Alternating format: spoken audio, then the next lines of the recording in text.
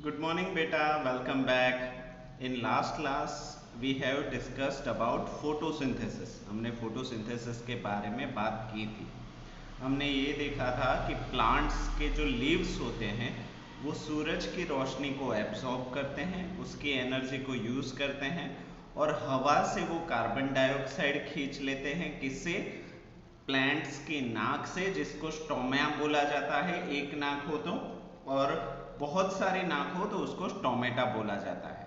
तो हमने देखा कि सूरज की रोशनी की मदद से पेड़ के जो पत्ते होते हैं वो कार्बन डाइऑक्साइड और एनर्जी को एब्जॉर्ब करके ग्लूकोज बनाते हैं, जिसका मतलब होता है फल, सब्जियां और फ्लावर्स ये बनाते हैं, और उसके साथ ही साथ ऑक्सीजन को भी बाहर निकालते हैं. ये चीज़ हमने कल फोटोसिंथेसिस में देखी थी. अभी आज हम थोड़ा सा और आगे बढ़ेंगे. ये वाली चीज़ हमने कर ली है, फोटोसिंथेसिस, थिंक एंड आंसर, हमने आंसर भी दे दिए थे. अभी आज हम एक एक्टिविटी करने जा रहे हैं. ये एक्टिविटी मैं आपको समझा देता हूँ, और अगर आपसे घर पे पॉसिबल है तो ये एक्टिविटी करना. हालांकि घर में सभी के पास इतनी चीज़ें नहीं होगी, बट फिर भी ये एक्टिविटी कैसे करनी है मैं आपको समझा देता हूँ. What is this activity? चलो पहले तो मैं बीच में आ जाऊं. ठीक है, चलो. Activity. Let us see if a plant can make its own food and survive without any of the three essential things. चलिए देखते हैं कि जो पेड़ पौधे होते हैं क्या वो अपने ही तरफ से फूड मतलब खाना बना सकते हैं. खाना बनाने का मतलब ये नहीं है कि सब्जी तैयार देना, नहीं. कोई भी फल पक रहे हो उस पे, कोई भी सब्जी पक रही हो, या फिर फ्लावर भी उग रहा हो तो उसको भी फूड बोला जाता है. ठीक है, तो देखते हैं कि क्या वो खुद का फूड बना सकता है अगर उसके लिए जो तीन जरूरी चीजें हैं उन चीजों को हम काट दें. ठीक है, तो हमें पता है कि प्लांट्स के लिए बेसिक तीन चीजें, जैसे इंसानों के लिए खाना, पानी और छत जरूरी चीजें हैं, उसी तरीके से पेड़ पौधे के लिए क्या जरूरी होगा? एक तो होगी जमीन. अगर पौधे के पास जमीन नहीं है तो वो मर जाएगा. दूसरा होता है रोशनी, कि अगर आप उसको रोशनी नहीं दोगे तो भी वो मर जाएगा. तीसरी चीज है कार्बन डाइऑक्साइड. अगर आप उसको कार्बन डाइऑक्साइड नहीं दोगे तो भी वो मर जाएगा. ठीक है, तो उसके लिए तीन जरूरी चीजें हैं. तो यहाँ पे हमें एक एक्सपेरिमेंट करना है कि अगर इन तीनों चीजों में से कोई भी एक चीज हम निकाल ले तो क्या पेड़ पौधा जिंदा रहेगा या नहीं. तो यहाँ पे देखो, टेक 4 प्लांट्स, 4 पौधे लेने हैं. पहला पौधा देखो जो फिगर में दिखाया गया है यहाँ पे, ये पौधा कैसा है? जमीन से ना उसके रूट्स के साथ निकाल दिया है. देख रहे हो, उसको जमीन से खींच के निकाल दिया है. दूसरा देखो यहाँ पे, ये पौधा जमीन पे तो उगा हुआ है बट उसके ऊपर ना काले कलर की थैली डाल दी है, या फिर काले कलर का कपड़ा डाल दिया है जिससे सूरज की रोशनी उसके ऊपर ना पड़े. ठीक है. तीसरा पौधा देखो, उसको ना ग्लास के बॉक्स के अंदर ना पैक बंद कर दिया है. पैक बंद कर दिया मतलब उसको ना तो हवा मिलेगी, ठीक है, और ना तो पानी मिलेगा, और सूरज की रोशनी मिलेगी बस, बट हवा पानी उसको नहीं मिलेगा क्योंकि ट्रांसपेरेंट है ना, तो सूरज की रोशनी तो उसको मिल जाएगी. बाद में ये चौथा पौधा देखो, इसको जमीन भी उसके पास है, सॉइल भी है, रूट्स भी उसके सॉइल में है, हवा भी उसको मिल रही है, सूरज भी मिल रही है. तो आपको बताना है कि कौन सा पौधा जिएगा. ठीक है, तो यहाँ पे ऑब्वियस सा आंसर है, जिस पौधे के पास तीनों की तीनों बेसिक चीजें हैं उसको कुछ भी नहीं होगा, ये जिंदा ही रहेगा. सो प्लांट डी विल लाइव. ठीक है, प्लांट डी जो है वो जिंदा रहेगा. अभी चलो, तीनों पौधे ए, बी और सी तो मर जाएंगे, बट कौन सा पौधा सबसे पहले मरेगा, कौन सा पौधा उसके बाद मरेगा, और कौन सा पौधा सबसे लास्ट में मरेगा. ड्यूरेशन ऑफ डेथ मतलब कौन कितने वक्त के बाद वो जिंदा नहीं रह पाएगा, सरवाइव नहीं कर पाएगा. तो यहाँ पे प्लांट ए जो है उसको रूट से निकाल दिया है, जमीन से निकाल दिया है, बट उसको हवा भी मिल रही है, और सूरज की रोशनी भी मिल रही है, फिर भी क्योंकि उसको जमीन से निकाल दिया गया है, ए वाला पौधा सबसे पहले मर जाएगा। ठीक है, अभी ये वाले पौधे की बात करते हैं, बी और सी। बी और सी में कौन सा पहले मर जाएगा और कौन सा बाद में मरेगा? तो यहाँ पे सी वाला पौधा सबसे पहले मर जाएगा। क्यों? क्योंकि उसके पास इनफ कार्बन डाइऑक्साइड नहीं है। तो ये कंटेनर जिनमें जितना कार्बन डाइऑक्साइड होगा उतना रहेगा, बाद में वो मर जाएगा। ठीक है, और ये बी वाला पौधा सबसे लास्ट में मरेगा, क्योंकि सूरज की रोशनी डायरेक्टली उसके ऊपर नहीं पड़ती, बट जो गर्मी है वो गर्मी की वजह से वो हीट एब्जॉर्ब करके ज्यादा देर तक सरवाइव कर सकता है। तो यहाँ पे डेथ टाइमिंग की बात की जाए तो ए पौधा सबसे पहले मर जाएगा, सी पौधा उसके बाद मरेगा, बी पौधा तीसरे नंबर पे मरेगा और डी पौधा है वो जिएगा, उसको कुछ भी डेथ प्रॉब्लम नहीं होगा क्योंकि उसके पास तीनों बेसिक एसेंशियल चीजें हैं। ठीक है, तो इन सभी के रीजंस भी मैंने आपको समझा दिए। सूरज की रोशनी सीधी जरूरी है ही है, बट उसके साथ साथ अगर प्लांट को गर्मी भी मिल जाए तो भी वो प्लांट मरता नहीं।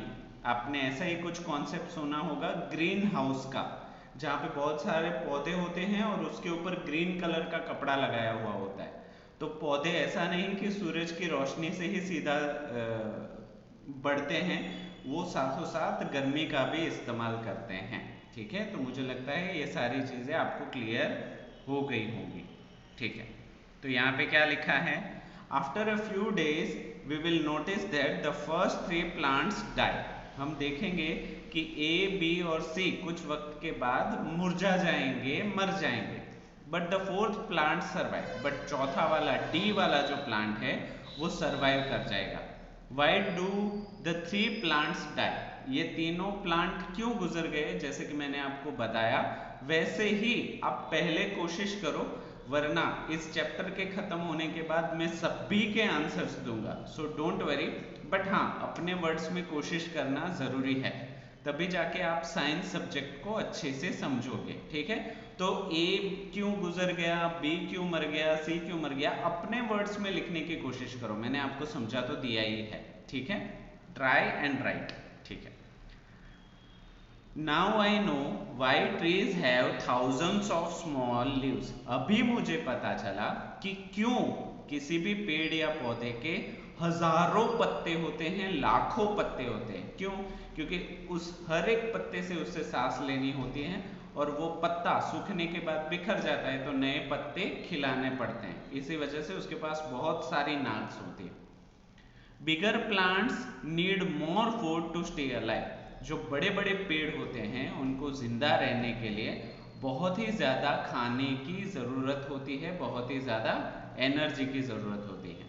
Smaller plants needs less food. जो छोटे पेड़ पौधे हैं उनको बहुत ही कम खाने की जरूरत होती है। ठीक है, तो नाउ आई नो, अभी मुझे पता चला। क्या क्या चीजें पता चली?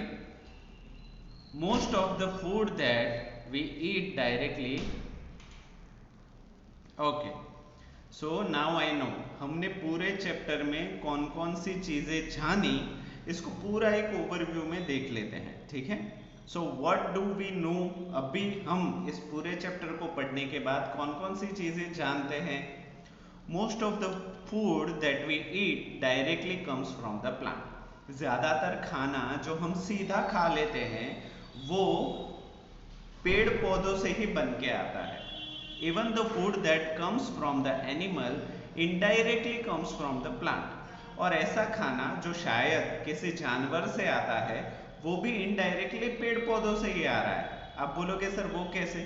फॉर एग्जाम्पल दूध की बात करो तो आप बोलोगे सर दूध तो हमें गाय देती है, भैंस देती है, पर गाय और भैंस खाने में क्या खाती है? तो वो पेड़ पौधे खाते हैं, है या नहीं? तो इनडायरेक्टली पेड़ पौधों से एनर्जी कहाँ पे आई? गाय, भैंस, बकरी में आई, और उनके दूध से एनर्जी कहाँ पे आई? आप लोगों के अंदर आई। तो इनडायरेक्टली बोलो या डायरेक्टली बोलो, पेड़ पौधे ही पूरे जीवन के मूल है। ठीक है, और उसी तरीके से नॉनवेज की बात की जाए, अगर आप चिकन की बात करो या फिर दूसरे नॉनवेज की बात करो, तो वो भी जो बेसिक एनिमल्स हैं वो कुछ दाना चुगते हैं या फिर कुछ और खाते हैं, they are dependent on vegetables या फिर वेज चीज़ों पे डिपेंड करते हैं। तो डायरेक्टली या इनडायरेक्टली सारी चीज़ें प्लांट से आती है। Leaves comes in many different sizes, हमें ये भी पता चला चैप्टर पढ़ के कि जो पत्ते होते हैं वो अलग अलग साइज के भी हो सकते हैं, अलग अलग शेप के भी हो सकते हैं और अलग अलग अरेंजमेंट के भी हो सकते हैं। कुछ के एक पत्ता होगा बहुत बड़ा होगा, कुछ के एक ही डाली में बहुत सारे पत्ते होंगे, ऐसा भी हो सकता है। Leaves which have a single leaf blade are called simple leaves, ऐसे पत्ते जिनके सिर्फ एक ही स्टेम हो और एक ही बड़ा सा पत्ता हो उनको हम सिंपल लीव्स बोलते हैं। Leaves which we have okay, a leaf stalk which has more than a one leaf blade on it is called compound leaf, ऐसे पत्ते जिसके ऊपर बहुत सारे और छोटे छोटे पत्ते हो, पूरी ब्लेड बनी हुई हो, उसको हम कंपाउंड लीफ बोलते हैं। Stomata are tiny openings of the underside of a leaf, जो स्टोमेटा होता है जिसको हम पेड़ पौधों की नाक बोलते हैं, वो पत्ते के नीचे के साइड पे एक छोटी सी ओपनिंग होती है, खुली हुई जगह होती है जो खुल भी सकती है और बंद भी हो सकती है। This help the plant to breathe, और वो पेड़ या पौधे को सांस लेने में मदद करती है। Leaves are green because they contain substance called chlorophyll, ज्यादातर पेड़ पौधे हरे रंग के होते हैं, क्यों? क्योंकि उसके पास एक सब्सटेंस होता है, एक पिगमेंट होता है जिसको हम क्लोरोफिल बोलते हैं। Leaves have a network of veins which distribute food, हर पत्तों के पास एक नसों का नेटवर्क होता है जिससे वो खाना, पानी और पोषक तत्व पहुंचा सकते हैं, जिसको हम वेन्स यानी कि नसें बोलते हैं। ठीक है, तो पत्तों में भी नसें होती हैं, जिसको सूखने के बाद वो स्केलेटन के जैसा दिखता था, वो हमने पढ़ा है। Leaves use the energy from the sun, जो पत्ते होते हैं वो सूरज से एनर्जी को इस्तेमाल करते हैं। Carbon dioxide from the air, हवा में से कार्बन डाइऑक्साइड का इस्तेमाल करते हैं। And water and nutritions from the soil, और जमीन से पानी और पोषक तत्व को यूज करते हैं टू प्रिपेयर फूड, खाना बनाने के लिए।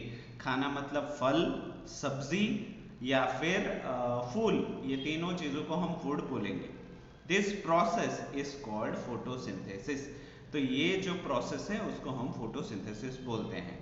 सूरज से रोशनी, जमीन से पानी और न्यूट्रिशंस, हवा से कार्बन डाइऑक्साइड, ये चार चीजें मिला के कार्बोहाइड्रेट्स या फिर शुगर, जिसको हम फ्रूट बोलते हैं, वेजिटेबल्स बोलते हैं या फ्लावर बोलते हैं, इनको तैयार करने की विधि को फोटोसिंथेसिस बोला जाता है। आगे बढ़ते हैं, और क्या क्या सीखा हमने।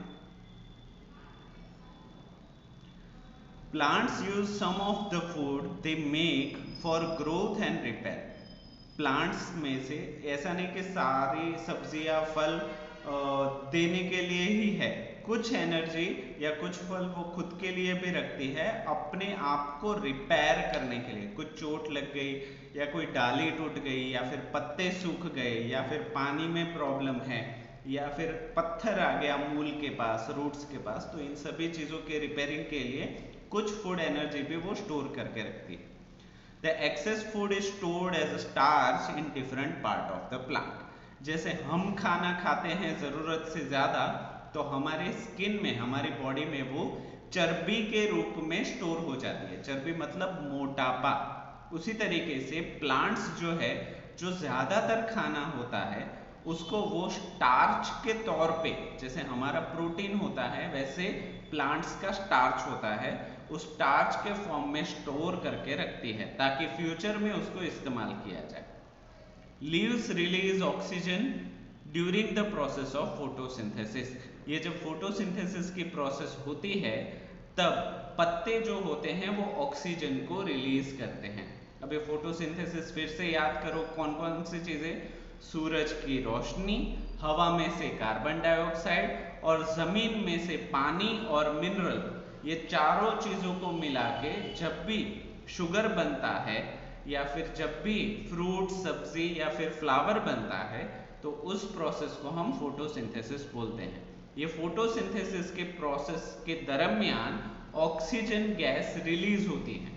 दैट मीन्स जो पेड़ पौधे होते हैं वो कार्बन डाइऑक्साइड खींचते हैं और ऑक्सीजन को रिलीज करते हैं। हम इंसानों की बात करें तो हम इंसान ऑक्सीजन लेते हैं और कार्बन डाइऑक्साइड रिलीज करते हैं। तो हमारा कार्बन डाइऑक्साइड पेड़ पौधों को काम आता है और पेड़ पौधों का ऑक्सीजन हमें काम आता है। वी आर इंटरडिपेंडेंट, हम एक दूसरे के ऊपर डिपेंड करते हैं, ठीक है। तो इसी के साथ हमारा पहला चैप्टर कंप्लीट होता है। इसकी जो एक्सरसाइज है वो मैं नेक्स्ट क्लास में पूरी एक्सरसाइज आपको करवाऊंगा। उसके साथ ही साथ इस एक्सरसाइज की जो पीडीएफ है वो भी मैं आपको भेज दूंगा, ठीक है। तो उस पीडीएफ में से अच्छी हैंडराइटिंग में बहुत ही अच्छे से सारी की सारी चीजें विथ क्वेश्चन विथ आंसर आपको नोटबुक में लिखनी है, ठीक है। जो आपके रेगुलर साइंस की नोटबुक है उसमें से लिखनी है और इसी में से आपका क्वेश्चन पेपर भी होगा, ठीक है। तो अच्छे से प्रिपेयर करो और अच्छे से लिखना। नेक्स्ट क्लास में we will cover up the entire exercise, पूरी एक्सरसाइज को हम नेक्स्ट क्लास में ले लेंगे, ठीक है। तो वीडियो को पूरा देखने के लिए बेटा आप सभी का थैंक यू सो मच।